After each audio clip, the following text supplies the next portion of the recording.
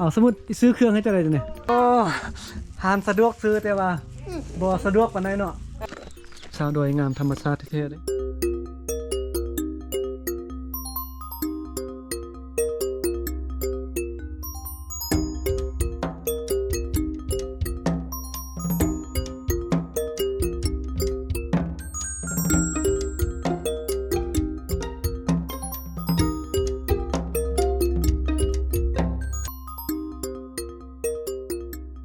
ครับสบายดีพ่อแม่พี่น้องปองไปหมดสุภุทุกคนเนาะวันนี้เบาลังก็ได้เดินทางมาฮอดหมู่บ้านแห่งหนึ่งสักว่าหมู่บ้านนี้ก็เบาลังได้มาหลายเทื่อแล้วเนาะมารีวิวสถานที่แห่งนี้แต่ก็เบาลังกลับมาอีกตื่นเพราะว่าหมู่บ้านนี้งามหลายเด้อพ่อแม่พี่น้องมาเบิ่งภาพบรรยากาศนำกันมื้อนี้เบาลังก็เดินทางคนเดียวเนาะขี่รถจักรมาคนเดียวเบิ่งเครื่องอุปกรณ์การเดินทางก็ครบเนาะอันนี้ก็แม่นบ้านผู่เหลาอยู่เมืองหุนแขวงอุดมไสเนาะอยู่ทางภาคเหนือประเทศลาวภาพนี้เป็นภาพบรรยากาศตอนช่วย2 โมงปลายแล้วเนาะเบาลังขึ้นมาโดยมาเก็บภาพบรรยากาศเป็นหมู่บ้านหนึ่งที่กว้างใหญ่เนาะเกือบซ้ำเมืองน้อยเมืองหนึ่งกับว่าแม่นเดินทั่วนี่จนว่าโอ้เมื่อยได้เที่ยวสมหมู่บ้านด้วยนี่นะเส้นทางอยู่แถวนี้จะต่อไปนี่จะเป็นเส้นทางหลักเนาะระหว่างแขวงอุดมไสไปแขวงดงน้ำทานสักว่าผ่านมานี่ถ้าเราจะไปแขวงลวงน้ำทานนี่จะต้องขี่รถจากตัวเมืองหุ่นนี้โค้งไปเมืองไสแล้วก็ไปแขวงลวงน้ำทานนะแต่ว่าปัจจุบันนี้เขาเจ้าเริ่มมีการปรับปรุงเส้นทางต่อไปอีกบ่ดนถ้าว่าเส้นทางแล้วนะเส้นทางขึ้นดอยแถวบ้านนี่นะจะเป็นเส้นทางหลักเนาะระหว่างแขวงอุดมไสไปแขวงลวงน้ำทานเพราะว่าตอนนี้เขาเจ้าเริ่มปรับปรุงเลยหมู่บ้านนี้จะมีการปลูกข้าวเฮ็ดไร่ข้าวไร่สลีเลี้ยงวัวเลี้ยงควายเลี้ยงสัตว์หลายประเภทแล้วก็ปลูกพืชหลายชนิดเนาะรายได้หลักก็มาจากการเฮ็ดไร่เฮ็ดสวนเลี้ยงสัตว์ระหว่างทางที่จะลงไปในบ้านจะมีเล้าเข้าเรียนแถวอยู่ข้างทางแบบนี้เลยเขาไปดอยนี่เขาสังเกตเวลาหมู่บ้านใดที่ว่ามีเล้าเข้าแบบนี้หลายนะก็แสดงว่าหมู่บ้านนั้นนี่จะมีการเฮ็ดไร่เฮ็ดสวนบ่ว่าจะปลูกข้าวหรือว่าปลูกสลีเนาะแต่ว่าส่วนหลายอันดับหนึ่งอันที่เขาจะมักปลูกแท้ๆก็คือให้ข้าวเนาะเพราะว่าอยู่ดอยนี้จะบ่อยู่ทงเพียงเฮ็ดหน้าบ่ได้เนาะส่วนใหญ่ก็จะเป็นให้เข้า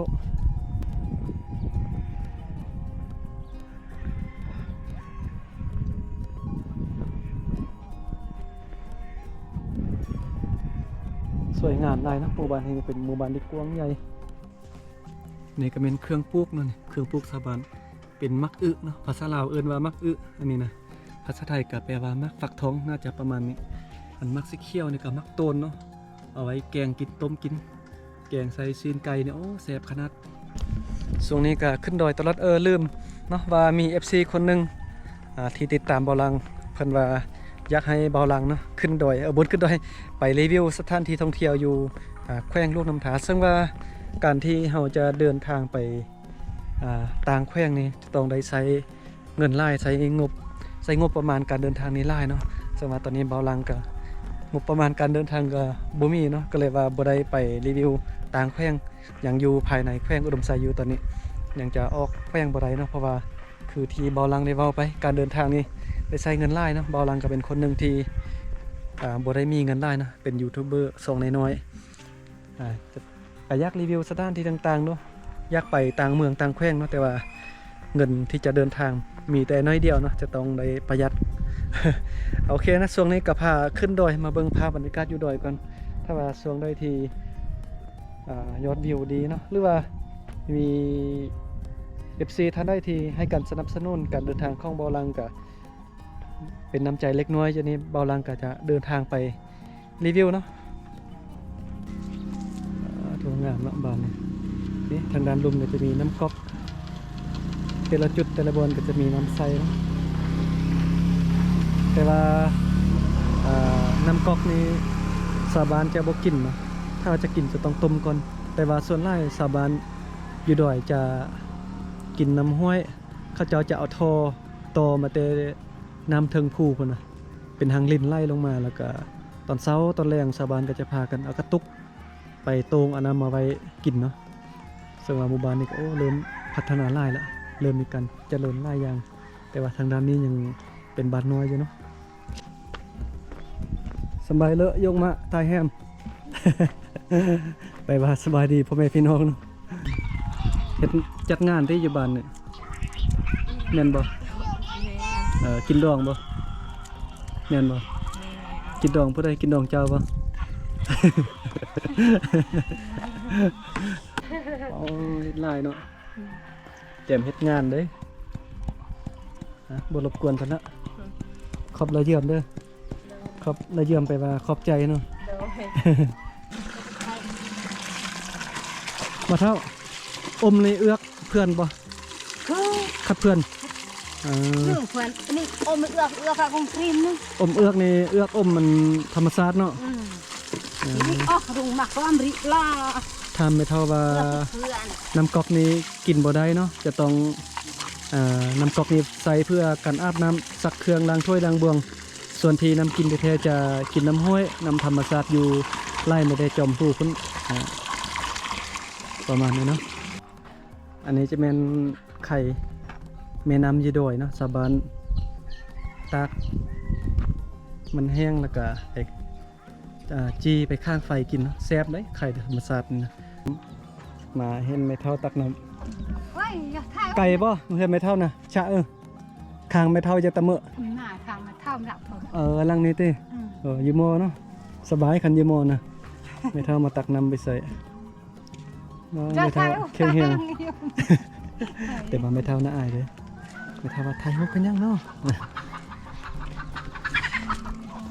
นี่เป็นวิธีชีวิตชาวบ้านเนาะยามแรงก็พากันตักน้ำนึ่งข้าวโคกินตอนนี้เบาลังก็ได้ลงมา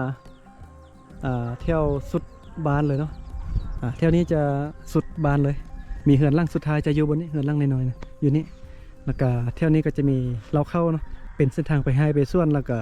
เป็นเส้นทางไปตักน้ำเพราะว่าชาวบ้านอยู่รอยยังไปกินน้ำยังไปตักน้ำห้วยน้ำธรรมชาติอยู่จอมพูพุ่นเนาะเที่ยวพุ่นก็เป็นเที่ยวบริเวณกลางบ้าน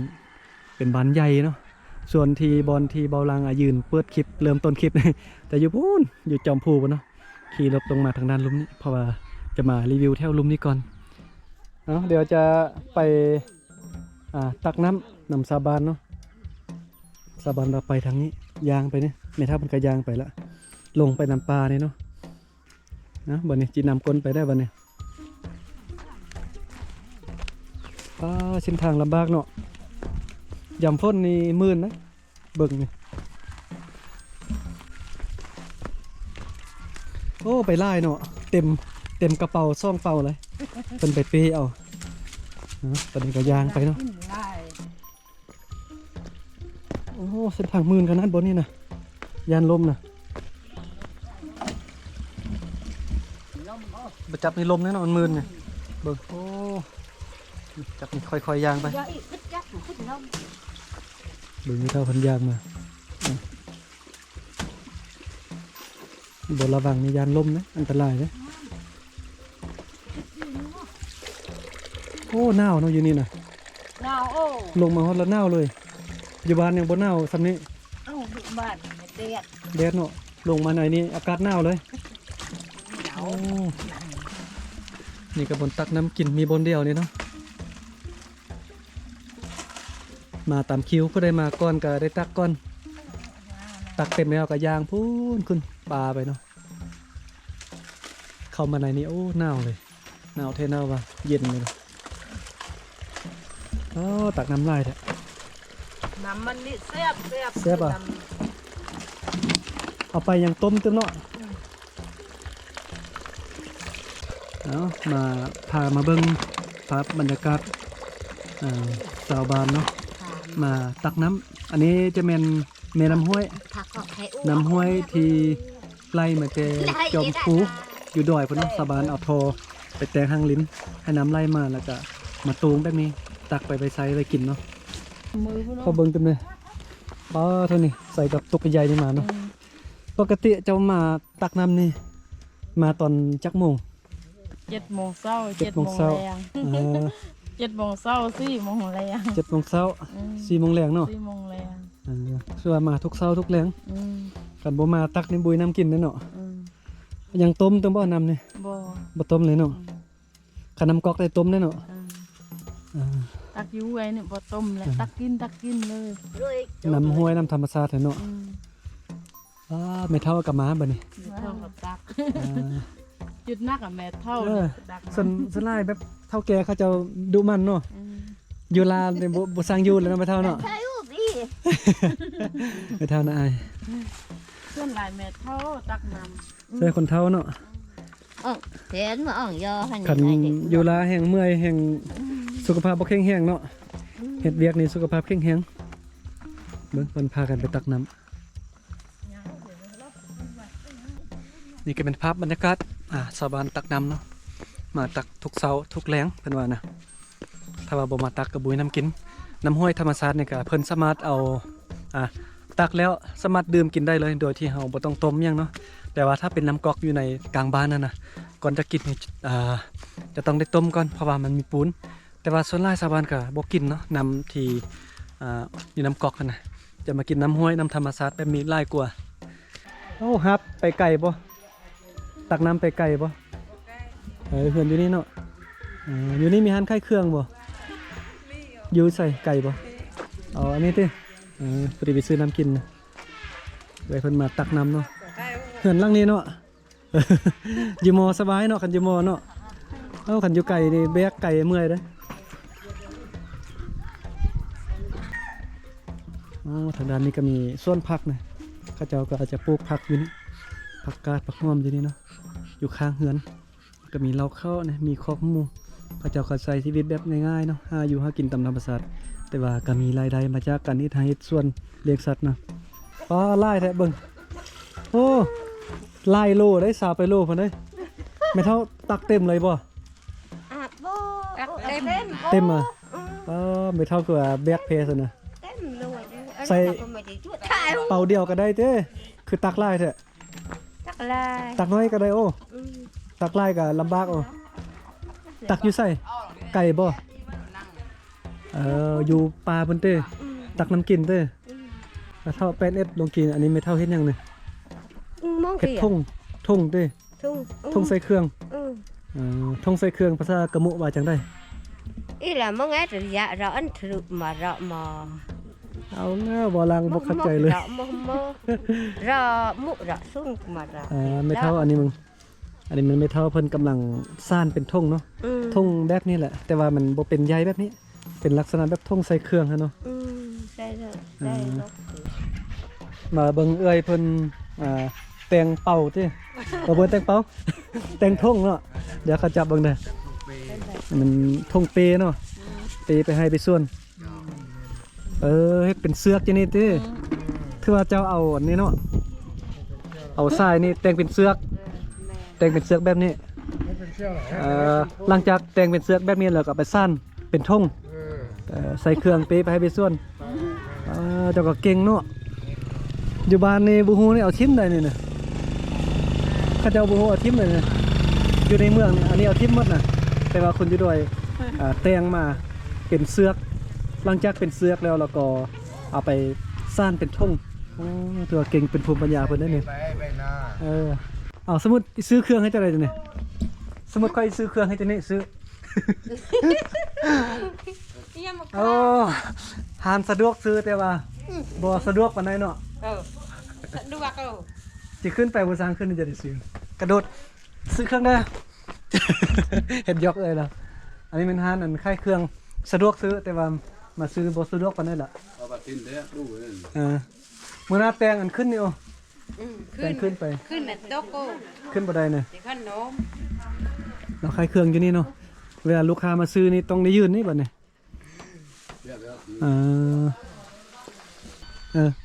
คุณให้เด็กน้อยกิน ซื้อให้เจ้าของห้านกินแหละอันนี้นะให้เด็กน้อยเลย ขับใจเนอะ บ่เป็นยัง ใจขับใจ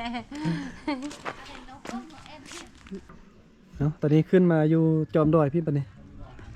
โอ้กวงไทยกวงมานะหมู่บ้านนี่บรรยากาศตอนแรงเนาะตาเวนไกลจะเลิบหน่วยผู้แล้วมืดเนาะอยู่ทางนี้ไทยนะ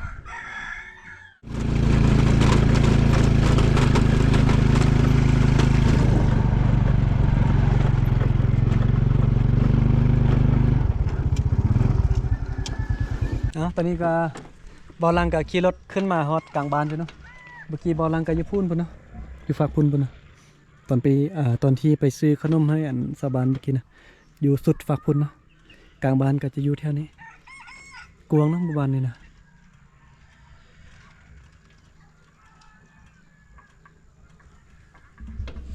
หมอนี่ก็คลิปนี้ก็บอลังก็เข้าอนุญาตจบคลิปเพียงเท่านี้นะก็เป็นจังได๋ก็ขอบใจพ่อแม่พี่น้องที่เข้ามาเบิ่งมาชมคลิปของบอลังเนาะบอลังก็จะพยายามเนาะไปรีวิวสถานที่ต่างๆเก็บภาพบรรยากาศอยู่ดอยหรือว่าในเมืองเนาะไปสถานที่หรือว่าพี่น้องท่านใดที่สนใจเนาะอยากจะให้บอลังไปรีวิวสถานที่บ่ได้ก็คอมเมนต์บอกได้เนาะแล้วก็มี FC คนหนึง อยากให้บอลังไปรีวิวอยู่สถานที่ท่องเที่ยวอยู่ลงน้ำธารนะบอลังก็ว่าอยากไปอยู่แต่ว่ายังเบิ่งกันเนาะว่างบประมาณเดินทางนี่จะพอหรือบ่นะก็เบิ่งตามตัวจริงเอาคลิปนี้ก็ขอบใจหลายๆเนาะที่มาเบิ่งมาชมคลิปของบอลังเจอกันใหม่คลิปต่อไปเด้อ